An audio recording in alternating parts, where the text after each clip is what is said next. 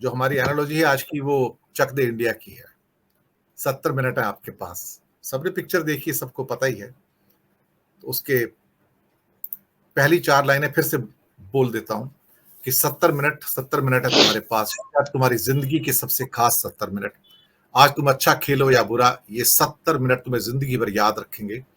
तुम्हें कैसे खेलना है आज मैं तुम्हें नहीं बताऊंगा, बस इतना कहूंगा, जाओ और ये 70 मिनट जी भर के खेल लो। 70 दिन है आपके पास, 3 दिसंबर के बाद मिड फरवरी तक, बस जो खेलना खेल लो। साथ ही में आज एक इंटरव्यू आता है और मैं उस शख्स का इंटरव्यू पहली बार देखा आज। नाम था रेवंत रेड्डी। काफी लंबा इंटरव्यू, और ये शख्स मेरी उम्मीद से कहीं अधिक स्मार्ट है, जिसको कहते हैं स्ट्रीट स्मार्ट है। वो जिस किस्म से क्वेश्चंस के आंसर देता है, उसको देख के कोई भी फ्लमॉक्स हो सकता है।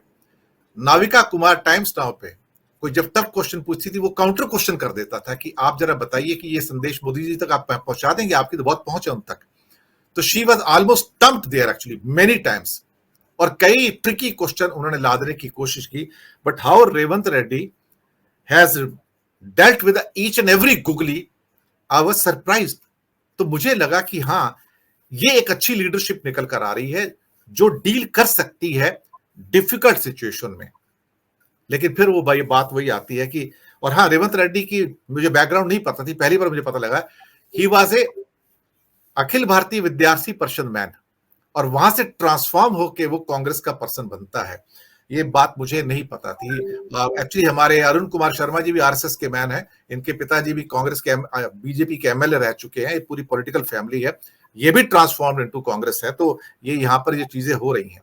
सुनील शुक्ला जी, 70 दिन है, जो करना है अब बहुत तेज गति से करना है। अब वक्त बहुत कम है, गठबंधन भी बनाना है, सब कुछ करना है। क्या ये कर पाएंगे?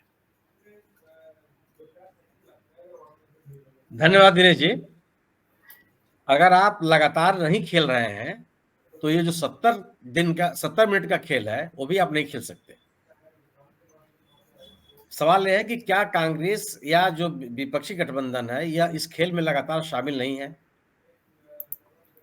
ये लगातार अपने आप को बीजेपी के खिलाफ अपनी लड़ाई के लिए तैयार किए हुए हैं।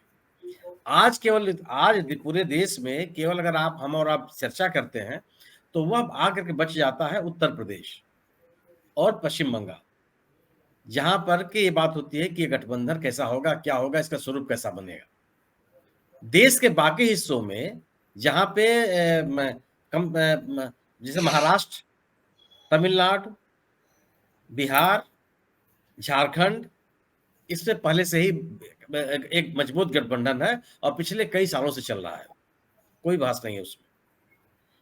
इसके अलावा अगर आप देखें तो हरियाणा, राजस्थान, पंजाब, मध्य प्रदेश, छत्तीसगढ़, इनमें कांग्रेस को अकेले लड़ना है। हिमाचल प्रदेश, कर्नाटक, इसमें कांग्रेस मजबूती के साथ अकेले पार्टी बीजेपी का सामना कर रही है और तैयार है वो। एक सवाल बचता होता है गुजरात की स्थिति क्या होगी। तो अगर आम आदमी पार्टी और कांग्रेस दोनों मिलकर के गुजरात में लड़ते हैं तो कोई समस्या उनके सामने नहीं होगी। और आज यह कांग्रेस से ज्यादा जरूरी अन्य दलों के लिए है। कांग्रेस तो एक बड़ी पार्टी है, अपने आप लड़ते झगड़ते किसी तरह से वह बनी रहेगी।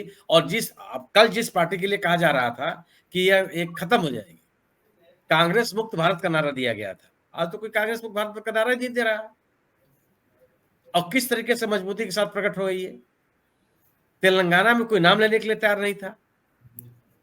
मतलब आपकी स्थिति होगी कि आप 2014 में जो आपके इस पार्टी के पास सदस्यों की संख्या थी, मत प्रतिशत था, 2018 के चुनाव में गिर गया।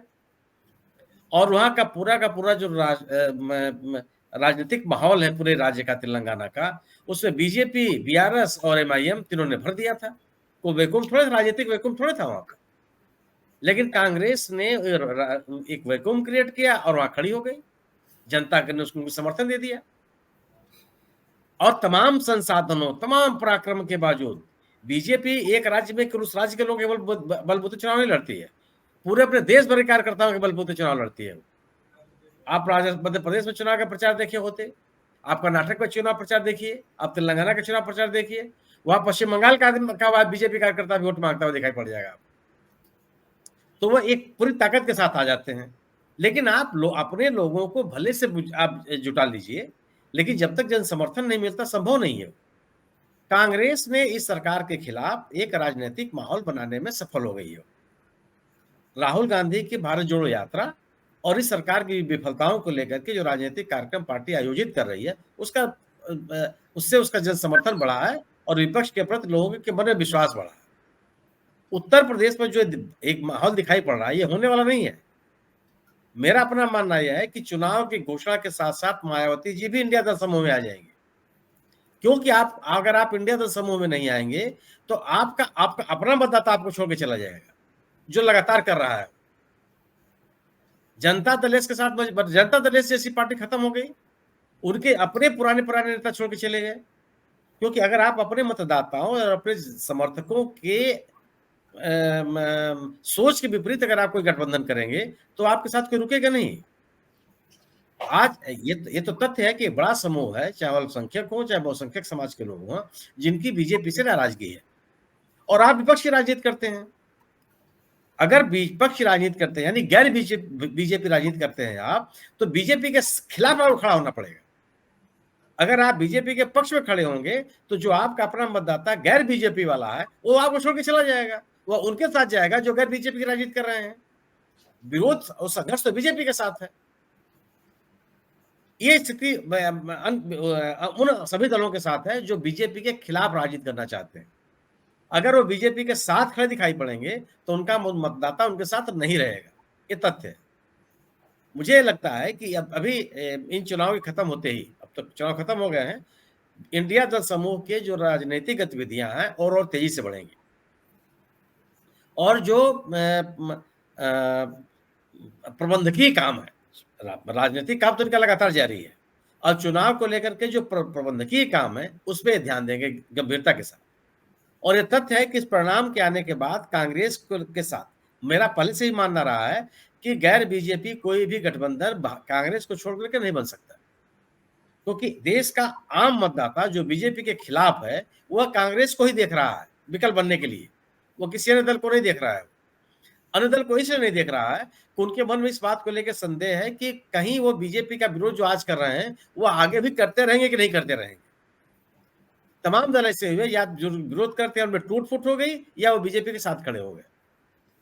इन कारण से केवल कांग्रेस के पास उनके ये ताकत है कि जो बीजेपी का हर राज्य में विरोध करने की स्थिति में है, या उस पार्टी ने बीजेपी का कहीं समर्थन नहीं किया, किसी स्तर पर समर्थन, तो गैर बीजेपी गठबंधन कांग्रेस से अलग नहीं हो सकती, वो तो कांग्रेस केंद्र में ही रहेगी। इस 5 राज्यों के चुनाव के बाद राजनीतिक परिदृश्य और बदलेगा।